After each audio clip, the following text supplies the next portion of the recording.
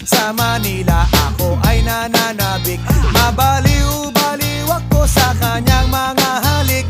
Okay lang di maiwasan na mamiss paminsan-minsan, pero pag kami nakita aking panggigigilan, di ko siya titigilan when she comes.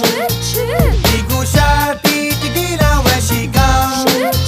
Di ko siya titigilan, di ko siya titigilan, di ko siya titigilan when she comes. Kay ganda ng aming samahan at walang nanlalamig, mas pa sa mag-asawa ang aming